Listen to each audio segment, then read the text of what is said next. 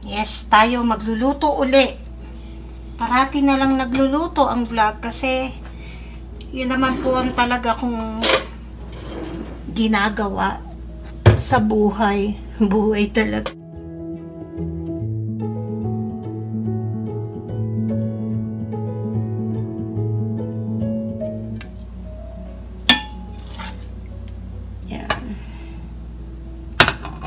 Ano ba yung ating lulutuin? Matagal ko nang gustong lutuin to, pero hindi matuloy-tuloy. Pero ngayon, matutuloy na. Siyempre, meron tayong pork blood. Nako, alam nyo na yan. Pero, mali kayo siguro. Hindi ko ito lalahatin.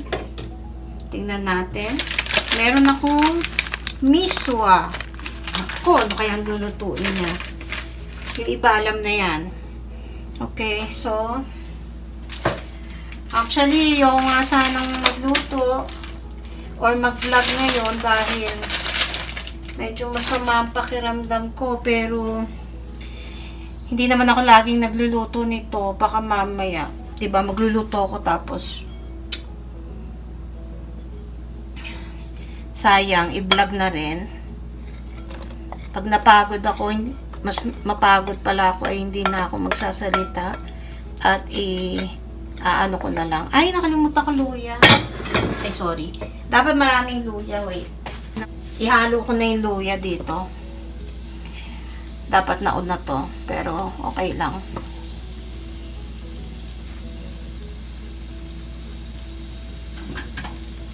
Nakapagluto na kasi ako kanina. So, siguro napagod ako. Tapos ang sakit ng likod ko.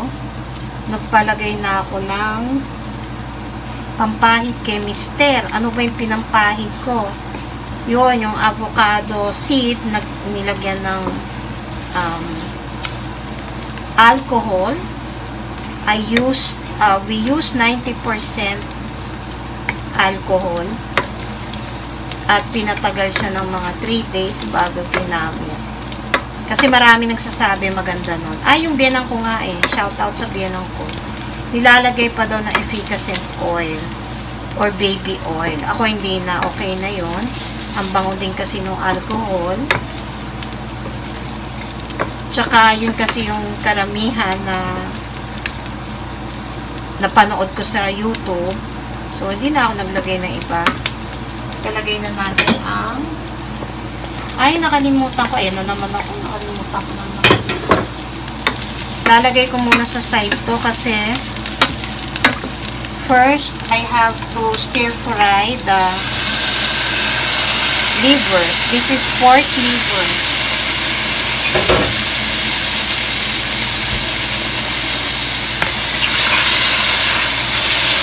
Teka, lakasan ko yung exhaust.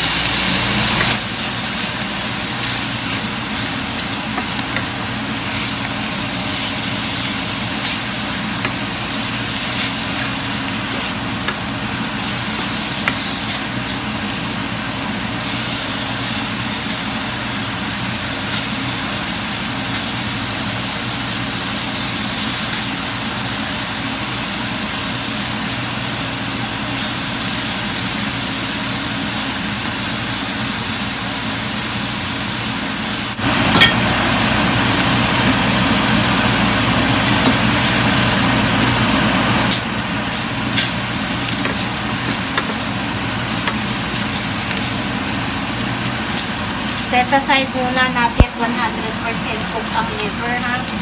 And the pork.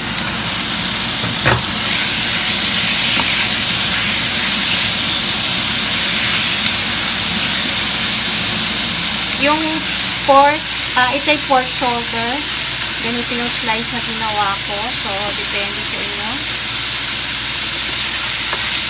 Yung pork at saka yung liver, nilagyan ko yan ng konting salt and pepper. Para pag sinagat, nilasa na.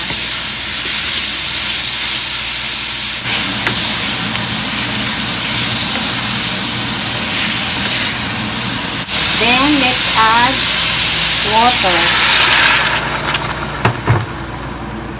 Papalambutin muna natin to. Babalikan ko kayo mamaya, okay? Dagdagan pa natin ng konting water. Pwede naman tayo magdagdag mamaya niyan. Okay, so balikan ko kayo mamaya. Hintayin muna nating lumambot. Ang dali-dali nitong lutuin. Maglagay tayo ng konting patis, panimpla. May paminta na yan. Nagdagdag din ako ng konting sabaw. Malambot na nga yan eh. Kaya lang, papakuluin ko na uli ng konti kasi nagdagdag ako ng sabaw pa. Yung iba, ito version ko lang ah. Actually, ito na, medyo natutunan ko kay mami. Kasi hindi ko na matandaan kung dati kasi takot na takot ako sa dugo na niluluto. So, hindi ako nagluluto niya. Nakikita ko lang siyang gumagawa. Pero, nung na-try kong gumawa, kasi nga, syempre, nasa abroad ka na, gusto ko ng dinuguan. So, nagpilit akong mahal naman kung bumibili ka lagi. So, yun, natutong gumawa dinuguan. Tapos, nakagawa na rin ako nito once.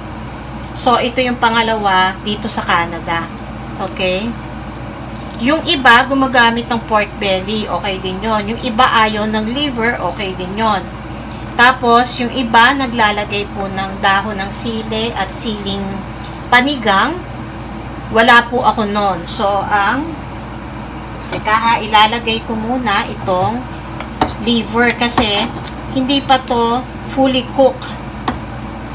Ini-stir fry ko lang kanina. So, sabay natin ngayon papukuluan. At habang pinapakuluan yan,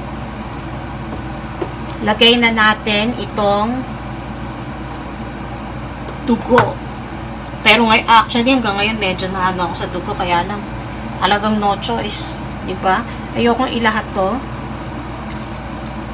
Pero hindi ko ilalahat, pero hindi ko rin naman siya magagamit na kasi ang tagal na niyan eh. Pero 2026 pa naman ang kanyang expiration.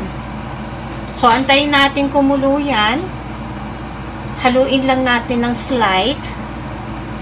Tapos, kailangan maluto ang blood para hindi malansa. Antayin natin. Siguro mga 2 minutes, 3 minutes. Makikita naman yan kasi after naman yan, tayo yung magtitimpla pa. At meron akong kinchay. Yun ang gagamitin ko, kinchay.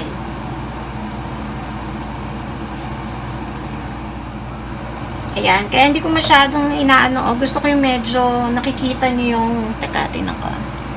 Yung dugo na medyo buo ng konti. Ayan o. Yung nagsiseparate siya.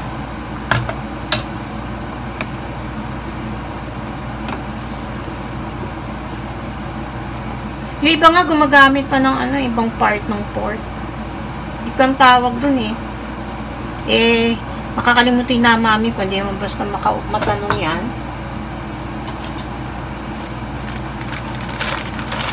Namimiss ko na mga luto ng mami ko. Ang sarap-sarap po magluto ng mami ko. Yan po ay kinchay. Frozen kinchay na pag binili ko, maramihan kasi. O yung malalaki. Tapos,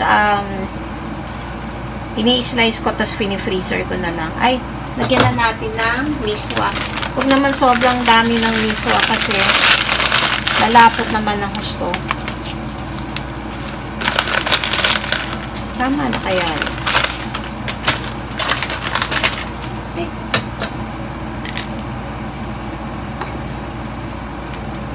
Ang tawag dito ay Batchoy Tagalog, just my version.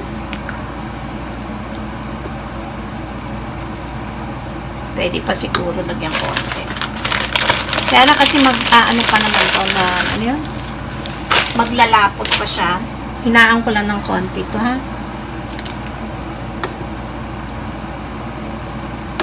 We are fortunate na may pork blood dito sa abroad. Kaya nakakapagluto nito o kaya yung dinuguan.